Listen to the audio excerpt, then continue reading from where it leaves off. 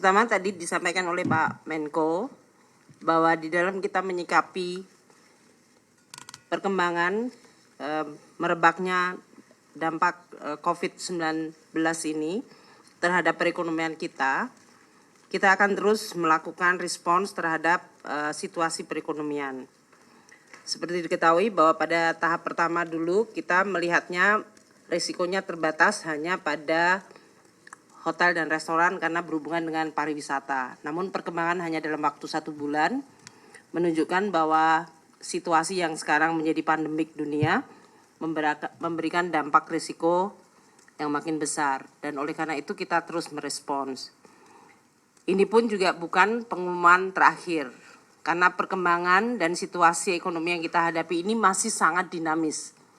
Jadi yang saya ingin pastikan bahwa kita akan terus terbuka terhadap situasi yang ada dan menyiapkan seluruh instrumen policy yang kita miliki di dalam rangka untuk terus memitigasi atau meminimalkan dampak. Kalau dampaknya sama sekali mungkin tidak bisa dihilangkan, namun yang bisa kita lakukan adalah meminimalkan dampak itu. Baik terhadap sektor pengusaha, perusahaan, korporasi maupun pada masyarakat. Jadi pemerintah selalu melihat kepada dua sisi ini. Dari sisi ekonomi itu berarti kita melihat dari sisi demand side-nya, konsumsi, investasi, dan dari sisi sektor usaha supply chain atau production side-nya. Terutama sektor manufaktur yang langsung terdampak karena adanya disrupsi dari ekspor dan impor. Oleh karena itu fokus kita untuk yang kedua ini memang kepada sektor produksi yang mengalami disrupsi karena adanya kondisi pandemik ini yang kemudian menyebabkan banyak sektor produksi terutama manufaktur yang terhalang mendapatkan barang modal dan barang-barang impornya, bahan baku, dan juga untuk para eksportir untuk diberi kemudahan secepat mungkin sehingga bisa merespons.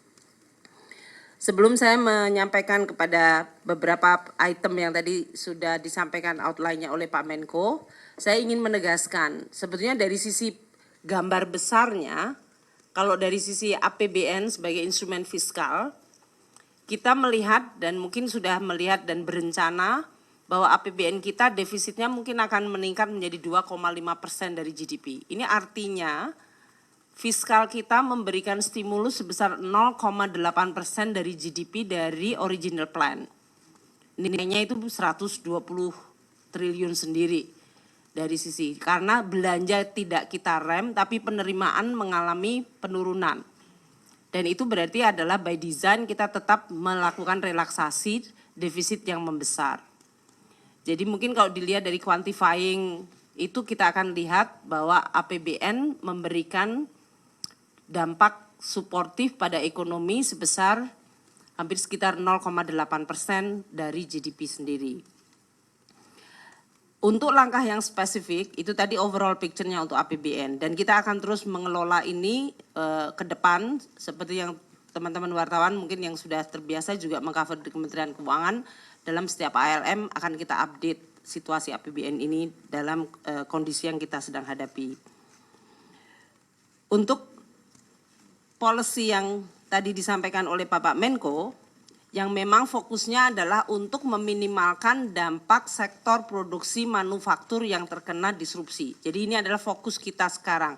Kalau yang fokus yang kemarin adalah mengenai daya beli masyarakat, kita menambah PKH, kita juga menambah untuk memberikan proteksi pada hotel dan restoran. Yang ini kita lihat pada sektor produksi manufaktur yang mengalami disrupsi. Tapi kita juga melakukan untuk masyarakat terutama kelompok pekerja yang potensial kena disrupsi tersebut. Oleh karena itu, desainnya adalah seperti ini. Pertama, relaksasi pasal pajak penghasilan pasal 21. Ini adalah pajak karyawan, pekerja. Kita akan memberikan skema relaksasi untuk pembayaran pajak PPh pasal 21 dengan memberikan bahwa mereka yang biasanya membayar, apakah itu perusahaan yang membayar, yang merupakan bagian dari gross income-nya, atau masyarakat sendiri yang membayar, kita akan dalam bentuk ditanggung pemerintah. Pajaknya ditanggung pemerintah 100% atas penghasilan pekerja yang memiliki income sampai dengan 200 juta rupiah per tahun. Gitu ya. Ini di sektor industri manufaktur, baik yang berlokasi di KITE, ya, kawasan industri tujuan ekspor maupun yang non KITE. Industri pengolahan yang kita berikan fasilitas sesuai dengan rekomendasi dari Kadin dan Apindo, 19 sektor yang terdampak. Jadi industri manufaktur di mana karyawannya kemungkinan menghadapi dampak yang besar akan mendapatkan skema relaksasi PPh pasal 21 yang ditanggung pemerintah untuk karyawannya yang berpendapatan sampai dengan 200 juta rupiah per tahun. Relaksasi ini kami berikan selama 6 bulan dan dimulai untuk gaji bulan April ini. Dimulai pada bulan April ini sehingga sampai dengan nanti September. Nilai dari relaksasi pajak penghasilan pasal 21 karyawan ini yang ditanggung pemerintah nilainya akan sebesar 8,6 triliun. Estimasi berdasarkan kinerja perusahaan tahun 2019. Kita berharap tentu dengan 8,6 triliun itu akan menambah daya beli masyarakat terutama karyawan atau dalam hal ini juga perusahaan yang mendapatkan tekanan cash flow-nya bisa menurun tanpa harus menambahkan pajak di dalam komponen gajinya. 8,6 triliun kita harapkan akan bisa meningkatkan daya beli. Yang kedua,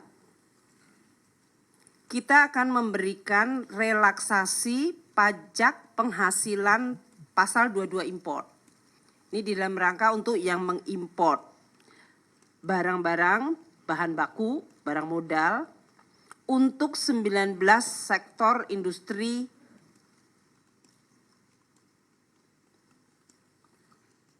yang terkena dampak. Saya mungkin saya salah ya. Saya yang pasal 21 tadi adalah untuk seluruh sektor industri. Mohon maaf. Jadi yang 21 adalah seluruh sektor industri manufaktur, pengolahan mendapatkan fasilitas PPh pasal 21 tadi yang ditanggung pemerintah. Itu ya, untuk dikoreksi supaya jangan keluar salah. Yang untuk 22 impor itu khusus untuk yang 19 industri manufaktur yang memang direkomendasikan oleh Kadin dan Apindo. 19 sektor ini yang diidentifikasi oleh Kadin Apindo yang mendapatkan kesulitan untuk import pada saat terjadi disrupsinya production terutama di RRT. Mereka mungkin akan menunggu atau mereka akan mencari supply dari yang lain untuk bahan bakunya. Jadi kita melakukan relaksasi untuk pasal 22 import mereka. Ini akan sangat membantu perusahaan dari sisi cash flow-nya. Ini juga kita berikan untuk seluruh 19 sektor industri ini baik yang berlokasi di KITE maupun yang tidak. Pembebasan PPh pasal 22 import ini akan diberikan selama 6 bulan dimulai bulan April hingga September. Perkiraan kami dari sisi total volume kalau sama seperti tahun lalu itu adalah 8,15 triliun rupiah PPh pasal 22 import yang tidak akan dibayarkan oleh perusahaan.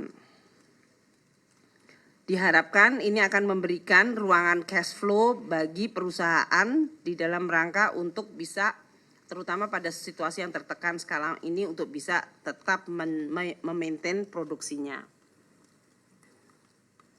Yang ketiga, kami memberikan relaksasi pajak penghasilan pasal 25. Relaksasi ini adalah pajak penghasilan korporasi. Diberikan melalui skema pengurangan PPh pasal 25 ini sebesar 30% kepada 19 sektor industri pengolahan yang sama seperti yang tadi PPh pasal 22. Baik yang mereka berlokasi di KITE maupun yang non-KITE, termasuk KITE yang IKM ya.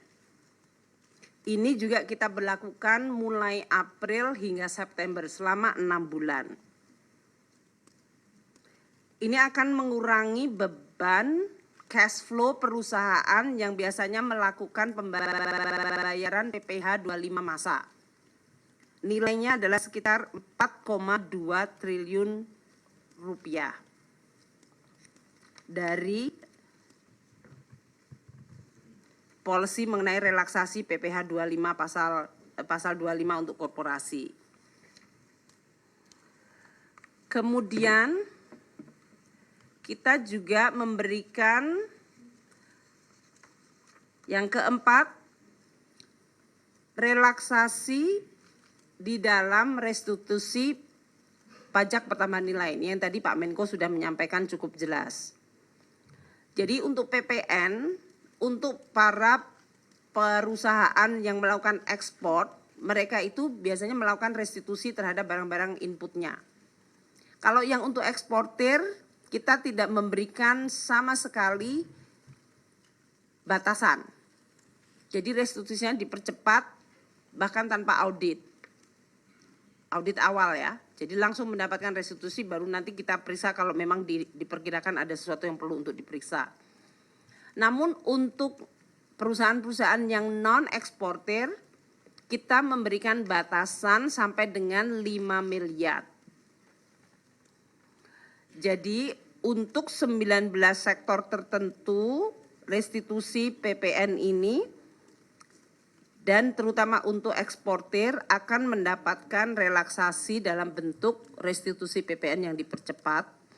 Dan ini juga dimulai bulan April hingga September. 6 bulan. Total perkiraan restitusinya diperkirakan mencapai 1,97 triliun rupiah. Nah, kami akan terus bersama Pak Menko Perekonomian dan Menteri Industri akan mengkaji mengenai langkah-langkah measure termasuk biaya masuk. Kalau memang diperlukan nanti kita akan lihat berdasarkan kajian sektor industri tersebut. Ya, ini adalah yang sifatnya fiskal. Ada nilai rupiahnya yang kita berikan dalam bentuk relaksasi dan support sehingga perusahaan atau pekerja dalam hal ini akan mendapatkan dukungan. Jadi satu kali bahwa defisit dinaikkan 0,8% plus tambah dengan stimulus ini dan stimulus pada tahap pertama yang sudah diumumkan sekitar 10 triliun pada bulan yang lalu. Sekarang yang stimulus non fiskal. Artinya prosedural, syarat administrasi itu yang disebut non fiskal supaya lalu lintas barang menjadi sangat-sangat cepat dan lancar. Pertama, untuk para eksportir. Kami akan menyederhanakan dan mengurangi larangan terbatas untuk ekspor, terutama untuk sertifikat kesehatan. Ada 749 komoditas HS code atau 55,19% dari total ekspor yang selama ini terkena larangan terbatas. 749 komoditas itu atau 55,19 sekarang dibebaskan lartasnya. Ini termasuk produk ikan dan produk ikan dalam bentuk health certificate, produk industri kehutanan dalam bentuk fee legal, dokumen dari health certificate dan fee legal ini tidak lagi menjadi dokumen persyaratan ekspor. Namun kalau eksportir ini mengekspor di negara yang memang meminta health certificate dan fee legal, ya mereka tetap harus mendapatkan karena mereka berarti tidak bisa menembus pasar tersebut. Namun kalau untuk negara yang tidak mengharuskan, mereka tidak lagi perlu harus ada health certificate dan fee legalnya tersebut. Untuk ini, Bea dan Cukai akan melaksanakan policy ini yang dikeluarkan oleh Peraturan Menteri Perdagangan dan Menteri Kelautan. Itu tadi untuk eksportir, supaya para ekspor untuk tadi 749 HS code komoditas, sekarang mereka tidak terkena larangan terbatas. Untuk import, terutama yang bahan baku, karena selama 3 bulan atau 2,5 bulan ini industri manufaktur mengalami disrupsi bahan baku, kami juga melakukan penurunan lartas atau larangan terbatas import bahan baku untuk 1022 HS code. Ini adalah kira-kira 9% dari komoditas yang selama ini masuk di dalam lartas tersebut. Kita berharap dengan menghilangkan larangan terbatas impor, industri manufaktur bisa segera mendapatkan masukan bahan-bahan baku tersebut, termasuk besi baja, komoditas hortikultura, hewan, produk, dan sejumlah lartas industri lainnya, seperti garam industri, gula, tepung, jagung, kentang, dan lain-lain. Untuk bisa melaksanakan simplifikasi ini, Bea dan Cukai akan melaksanakan revisi Peraturan Menteri Perdagangan dan Badan POM, yaitu Permendak 44 2019 yang perlu untuk direvisi, Permendak 72 2019, dan Peraturan Kepala Badan POM nomor 30 2017. Itu tadi sudah disampaikan oleh Pak Menko. Yang ketiga, untuk reputable export trader. Reputable trader. Reputable trader yaitu mereka yang termasuk dalam kategori AEO atau Authorized Economic Operator dan mitra utama kepabeanan atau MITA, itu jumlahnya 136 plus 626. Itu 35% dari importer di Indonesia. Untuk para reputable trader ini, mereka sekarang tidak perlu melakukan apa yang menyampaikan izin dokumen dan proses bertemu. Mereka perlu hanya bisa melakukan super fast track proses melalui komputer online, dan approvalnya adalah otomatis, tidak melalui orang yang melakukan key in. Jadi itu melakukan auto response berdasarkan request, karena ini adalah para reputable trader. Jadi kalau mereka mau mengimpor barang-barang yang mereka butuhkan untuk produksi, mereka melakukan login di dalam website atau sistem yang ada di Bea dan Cukai, dan otomatis mendapatkan respons tanpa adanya proses administrasi lainnya. Sedangkan untuk para importir lainnya, kita akan kategorikan, kalau mereka yang masuk dalam low risk, kita masukkan jalur hijau. Kalau yang masuk medium risk, kita masukkan jalur kuning. Kalau importir yang masuk dalam high risk, yang reputasinya dan track recordnya itu merah atau very high risk, maka mereka masuk jalur merah yang harus diperiksa. Ini fasilitas perizinannya akan dilakukan secara normal berdasarkan jalur tadi. Tadi Pak Menko sudah menjelaskan mengenai National Logistical System. Kita akan bersama-sama menjadi bagian bersama koordinasi Pak Menko, karena ini menyangkut banyak sekali institusi lainnya.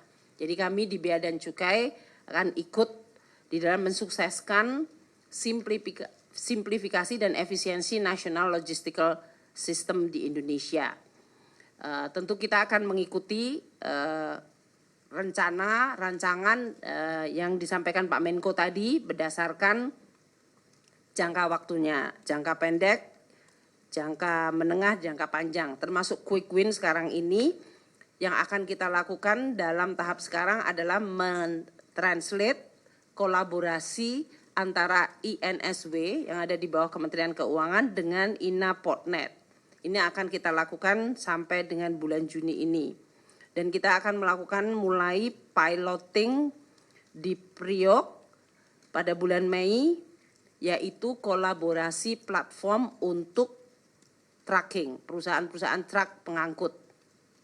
Ini kalau dia sudah mulai masuk di dalam platform yang sama, mungkin akan membuat seluruh proses logistik dan pergerakan barang akan menjadi lebih mudah. Kita juga akan melakukan kerjasama kolaborasi untuk penebusan delivery order secara online dan penerbitan SP2 oleh terminal operator di Priok. Ini kita harapkan bisa dilakukan bahkan pada bulan Maret ini. Joint inspection bea cukai dan karantina akan dilakukan di Belawan dan Priok pada bulan Maret sampai Juni ini. Sehingga tidak lagi ada, udah diperiksa bea cukai harus periksa karantina lagi. Juga untuk kolaborasi National Logistical Ecosystem ini dengan supply chain global. Kita mulai akan menjajaki pada bulan Mei, sehingga kita akan bisa melihat apakah kesiapan kita setara dengan supply chain global dari sistem logistik yang biasanya diperlukan. Dan kita akan kolaborasi 5 pilar antara Bea Cukai dan ESDM untuk pengawasan lalu lintas barang-barang yang berasal dari sumber daya alam. Barang mineral, ekspor import. Dan tentu Bea Cukai akan terus saya mintakan memberikan servis terbaik kepada para reputable trader tadi yang saya sebutkan. Cukup besar karena mereka pengaruhnya terhadap produksi di Indonesia cukup menentukan. Lebih dari 626 perusahaan mitra dan 136 perusahaan AEO. Demikian Pak Menko yang bisa kami sampaikan dari sisi stimulus fiskal maupun non-fiskal di atas keseluruhan policy APBN kita yang akan merilekskan defisitnya kita perkirakan sampai dengan 2,5% atau sekitar 125 triliun tambahan defisit. Terima kasih.